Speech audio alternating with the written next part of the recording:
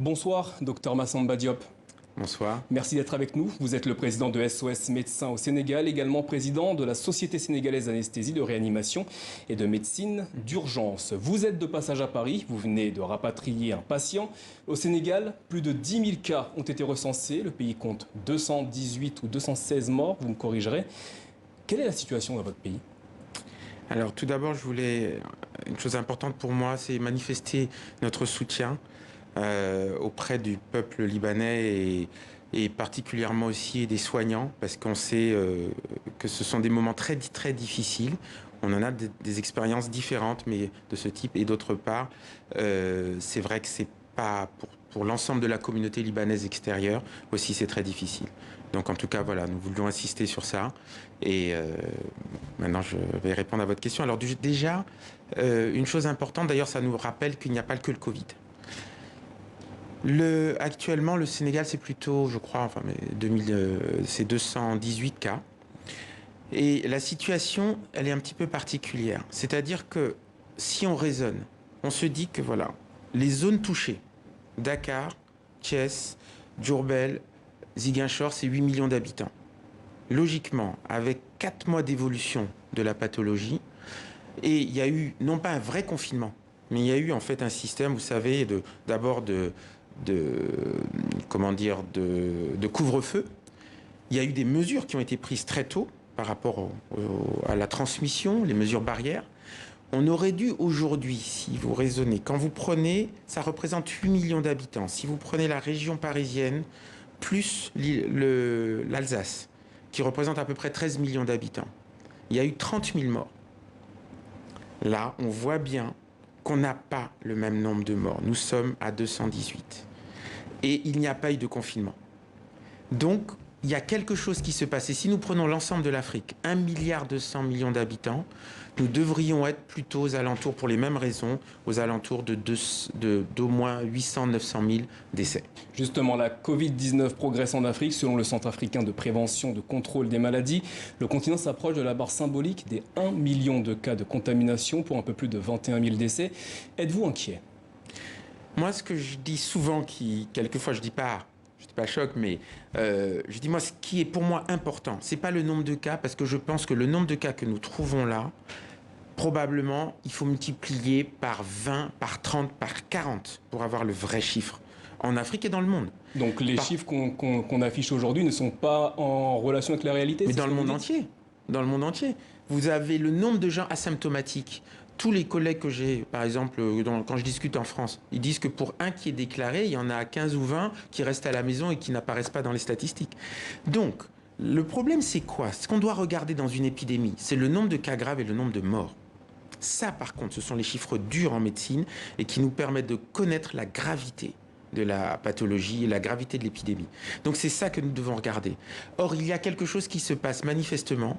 Autant en Europe, on a eu cette montée très importante, autant en Afrique. Et ça ne veut pas dire du tout qu'il faut les négliger. Ça ne veut pas dire du tout... On a d'ailleurs des amis très proches qui sont décédés, ne serait-ce que le week-end dernier. Et c'est extrêmement douloureux pour toutes ces familles. Mais ce que je veux dire, c'est en termes de santé publique. Il y a quelque chose qui se passe. On a 100 fois moins de décès en Afrique qu'en Europe. Mais il y a des décès sur des personnes particulières qui sont à risque ou des personnes âgées. Donc attention. Comment vous expliquez le fait que les chiffres en Afrique soient beaucoup moins élevés que, par exemple, en Europe ou encore aux États-Unis ? Oui. Alors, il y a une chose qui est ressortie déjà depuis un certain temps. 90% des morts ont plus de 65 ans. C'est 3% de la population en Afrique, c'est environ 21% en France, 22-23% en Italie, encore plus au Japon. Donc de toute façon, il y a quelque chose par rapport aux âges, et c'est quelque chose d'extrêmement important. On considère que, je ne veux pas inquiéter les personnes âgées, parce qu'en même temps, vous avez 85% des personnes âgées qui vont passer au travers, mais le risque est multiplié à partir, par exemple, de 70-80 ans par 65. Donc, le risque est quand même élevé, même si on passe au travers, et ce n'est pas parce qu'on est bien sûr âgé qu'on risque de décéder. Ça, c'est une chose. Il y a une autre chose, et ça, c'est une expérience un petit peu aussi que nous avons eue au niveau des SOS. Il se trouve que on a 3 épidémies de grippe. En janvier, une qui est liée à la grippe classique. En mai-juin, une grippe comme celle de septembre, liée, c'est au moment où il fait chaud, il y a la climatisation, il y a un problème de rhinopharyngite, il y a le virus rentre, et ces virus-là, quand on discute avec Pasteur, ce sont des virus, des coronavirus.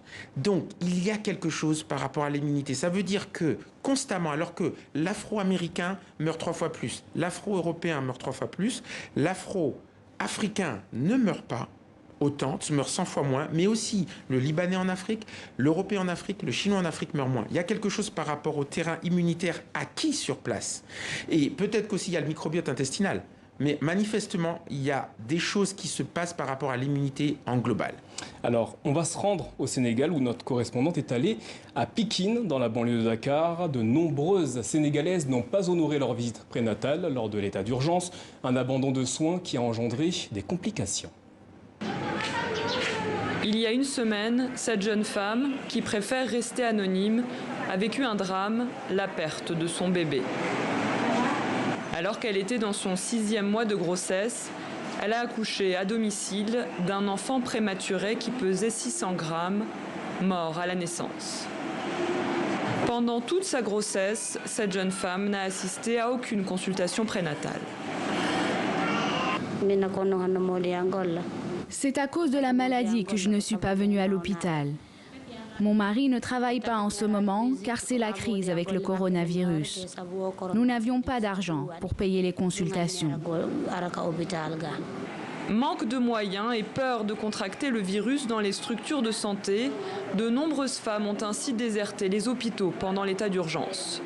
Ce que déplore Dienaba Baridiak, maîtresse sage-femme et coordonnatrice de la santé et de la reproduction du district sanitaire de Pikine.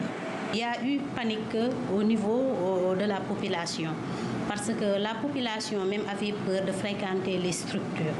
Mais aussi il y a eu des stratégies. On avait essayé de limiter pour respecter la distanciation. Ça aussi, ça a un peu vraiment biaisé les activités. Et les risques de ne pas être suivis pendant la grossesse sont réels, pour la mère comme pour l'enfant. Il y a beaucoup de risques d'avortement liés au non-suivi des consultations prénatales, mais aussi il y a le risque des pathologies comme l'hypertension artérielle qui peut entraîner une pré-éclampsie ou une éclampsie aussi. Il y a aussi les anémies. Fruit d'un travail de longue haleine des acteurs de quartier, une femme sur 4 utilisait des moyens de contraception en 2019 à Pikine. Mais depuis le début de la pandémie, ce taux a chuté. La planification familiale fait partie des piliers de la lutte contre la mortalité maternelle néonatale. Si la prévalence chute, c'est sûr qu'il y aura des femmes qui meurent parce qu'ils n'ont pas fait la planification familiale. Au Sénégal, des professionnels de la santé reproductive prévoient un pic des naissances dans les mois à venir, des prévisions pour le moment non chiffrées. Dans d'autres pays, comme en Indonésie, le planning familial estime à plus de 400 000 le nombre de naissances supplémentaires. Docteur Massamba Diop, avez-vous constaté un retour des patients dans les hôpitaux sénégalais? Alors, actuellement, les choses s'améliorent, mais on est devant un véritable problème de pathologie. Et d'ailleurs, les sociétés savantes se sont toutes réunies pour discuter du circuit du patient. Parce qu'effectivement, les patients qui sont cardiaques, qui sont diabétiques, qui sont hypertendus, qui ont des problèmes quels qu'ils soient, vous voyez au niveau gynéco et autres, ne sont plus actuellement, n'osent plus aller dans les hôpitaux ou ne sont pas suivis comme ils devraient l'être. Et il faut faire attention, il ne faut pas qu'il y ait beaucoup plus de morts de Covid, de morts non Covid que de morts de Covid. Je vous l'ai dit encore une fois, on aurait dû avoir 20 000 morts de Covid, on en a 218 aujourd'hui, et il ne faut pas oublier toutes les autres pathologies, c'est majeur. Vous êtes en première ligne dans la lutte contre le coronavirus au Sénégal. L'Organisation mondiale de la santé déclarait lundi qu'il n'y aurait peut-être jamais de solution miracle contre cette pandémie. Quelles recommandations donneriez-vous à nos téléspectateurs ce soir? Alors déjà, nous sommes tout un groupe, hein. Il y a beaucoup de gens, le SAMU national, enfin toutes les équipes de l'État aussi qui travaillent dessus. Hein. Donc ça pour ce qui est de la première ligne. Mais ce que je voulais dire par rapport à ça, je crois que ce qui est très important aujourd'hui, on a, si j'ose dire, entre guillemets, la chance d'avoir une pathologie qui est globalement moins grave, 100 fois moins grave que dans les autres régions du monde du Nord, par exemple. Mais il faut impérativement protéger toutes les personnes qui sont à risque, parce que c'est elles qui payent le lourd tribut. C'est-à-dire que les personnes qui ont des comorbidités, qui sont hypertendues, qui sont diabétiques, qui sont âgées, il faut les protéger. Et pour cela, il faut elles-mêmes qu'elles s'auto-protègent si les autres ne les protègent pas. Et pour cela, c'est toutes les mesures barrières qui sont extrêmement importantes à respecter, à commencer par le masque, par la distanciation. Et vraiment, je vous dis, ces protections-là, si les gens ne le font pas eux-mêmes, on craint que les autres ne le fassent pas pour eux. Et donc les jeunes qui ne se rendent pas forcément compte, aujourd'hui on le voit, il y a des jeunes qui pensent que le Covid n'existe pas. Et ils le disent. Et quand on voit ce qui se passe derrière, oui il existe, mais sur des personnes ciblées. Et c'est ça qui est dangereux. C'est qu'il y a des personnes qui croient que ça n'existe pas, et pourtant on voit tous ces morts-là. Merci, Dr Massamba Diop, d'avoir été avec nous ce soir et bon retour au Sénégal. Merci.